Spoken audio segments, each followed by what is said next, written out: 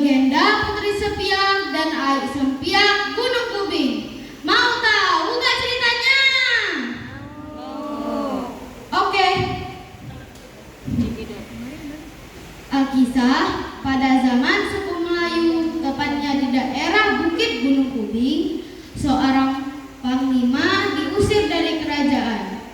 Panglima tersebut diusir dari kerajaan sebab ia menikahi seorang perempuan yang bukan lahir dari keturunan kerajaan. Ia menikahi seorang perempuan yang hanya tinggal di sebuah desa. Hari berganti hari, bulan berganti bulan, dan tahun berganti tahun. Seorang pasangan suami istri itu belum juga dikaruniai seorang anak. Setiap hari sang istri selalu mengeluh. "Bang, kapan kita punya anak? Aku malu. Kita juga belum dikaruniai anak. Aku juga kesepian." "Abang punya cara." "Apa itu, Bang?" "Besok abang akan pergi bertapa dan meminta kita untuk dikaruniai seorang anak." "Baiklah, Bang. Besok aku akan mempersiapkan bekal untuk abang."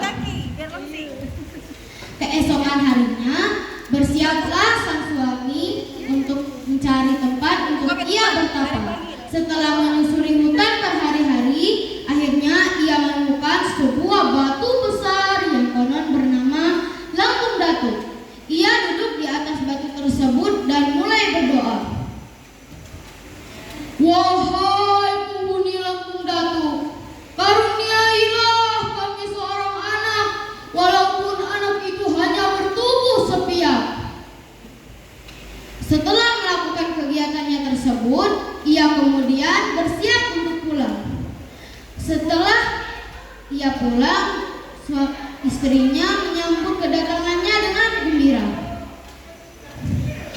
"Bang, akhirnya kita akan punya anak. Aku sedang mengandung sekarang." "Benar toh? Wah, ternyata aku tidak sia-sia. Kita harus menjaga kandungan itu dengan sebaik-baiknya." Berbulan-bulan sudah berlalu. Tibalah hari yang ditunggu-tunggu. Seorang anak perempuan cantik telah lahir. Namun yang membuatnya terkejut, anak itu hanya bertubuh sepiak. Teman-teman, tahu gak apa artinya sepiak? Sepiak dalam bahasa Belitung artinya separuh. "Bang, kenapa anak kita hanya bertubuh separuh?" "Maafkan aku, Dik. Saat aku bertapa, aku meminta kita dikaruniai anak, walaupun anak itu hanya bertubuh separuh. Dan sekarang anak kita benar-benar hanya bertubuh separuh. Bu, aku akan memberikan ibu uang berapapun asal ibu tidak memberitahu siapapun tentang kelahiran anak kami." "Baiklah, aku tidak akan memberitahu siapapun tentang kelahiran anak kalian."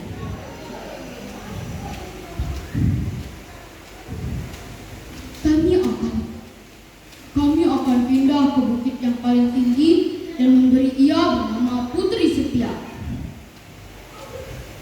5 tahun berlalu. Si Putri Sepiak mulai sadar mengapa mereka tinggal jauh dari desa. Akhirnya ia bertanya kepada orang tuanya.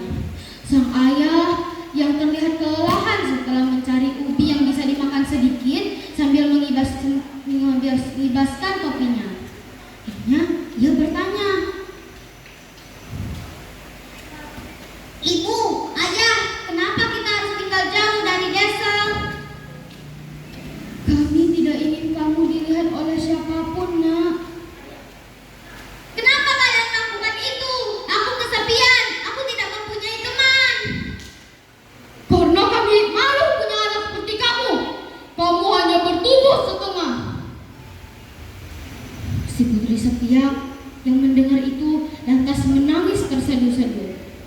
Fajar mulai muncul. Si Putri Sepiak keluar dari rumah dan disandarkan di sebuah batu.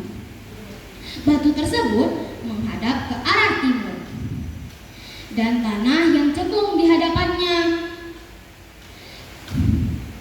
Tahun berlalu. Putri Sepia hanya bisa menangis dan menangis. Tanpa ia sadari, setiap tetes air matanya itu mengalir ke permukaan tanah di hadapannya. Akhirnya ia mulai sadar dan mulai bertanya-tanya. Bagaimana air ini bisa bertambah setiap harinya? Air ini berasal dari air matamu, Putri. Siapa itu? Aku adalah ikan di hadapanmu, Putri. Bagaimana aku bisa berbicara dengan hewan? Kamu adalah putri. Pasti Kak, setiap putri memiliki keistimewaannya sendiri. Wah, benarkah? Iya benar. Tapi kenapa kamu menangis setiap hari, Putri? Aku kecewa kepada orang tuaku. Mereka malu punya anak sepertiku. Aku tidak mempunyai teman. Aku kesepian. Ikan, apakah kamu ingin menjadi temanku? Tentu saja, Kami akan menghiburmu setiap hari.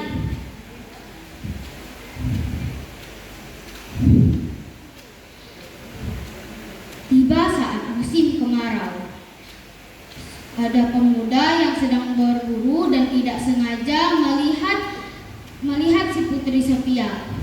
Karena melihatnya dari samping, ia terpesona akan kecantikannya. Saat ia ingin menghampiri, tiba-tiba datang sang ayah yang sedang membawakan makanan untuknya. Akhirnya dia tidak jadi menghampirinya, dan dia menceritakan tentang itu kepada teman-temannya. Teman-teman, aku melihat putri cantik di atas bukit. Saat aku ingin menghampirinya, tiba-tiba datang seorang lelaki tua membawakan makanan untuknya. Aku pikir itu ayahnya. Benarkah? Wah, besok sepertinya kita harus kembali ke sana lagi. Saat kedua pemuda itu ingin menemui putri itu, ternyata tidak ada. Akhirnya cerita putri di atas bukit tersebut sudah tersebar sampai terdengar di telinga kuping ayah. Dik, cerita tentang anak kita sudah tersebar. Hah? Bagaimana ini, Bang? Aku tidak ingin putri kita dilihat dari siapapun. Abang punya cara. Abang akan berada di perbatasan bukit dan memanah setiap orang yang akan menaiki bukit ini.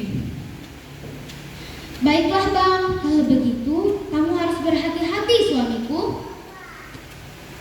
Akhirnya sang ayah memanah setiap orang yang berada di bukit ini.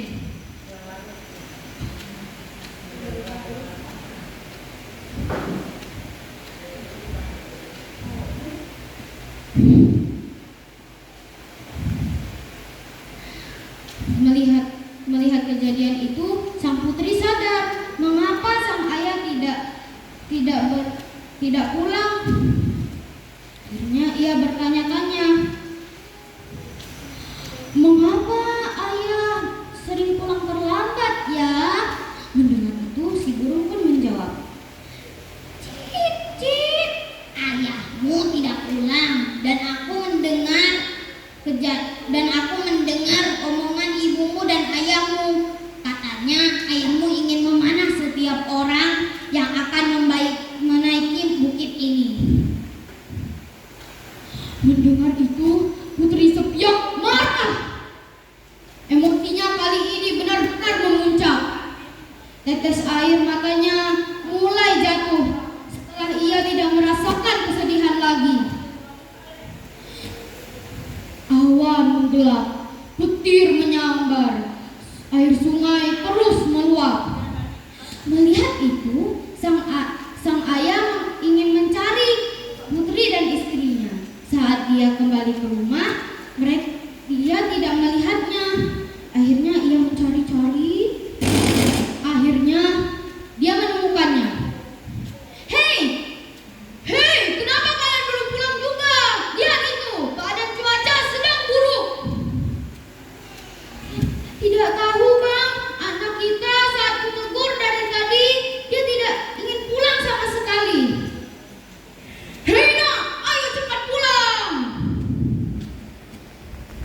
Aku tidak ingin pulang bersama kalian dan tinggal bersama kalian. Kenapa, Nak? Bukannya kalian malu punya anak sepertiku? Jika aku tidak bisa hidup seperti manusia biasanya, maka kalian juga tidak bisa hidup.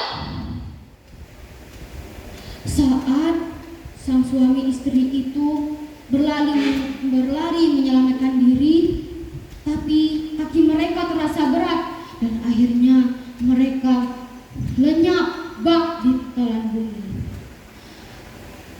Adapun pesan moral yang saya sampaikan, pesan moralnya adalah tetaplah bersyukur atas apa yang Tuhan berikan. Wabillahi taufiq wal hidayah.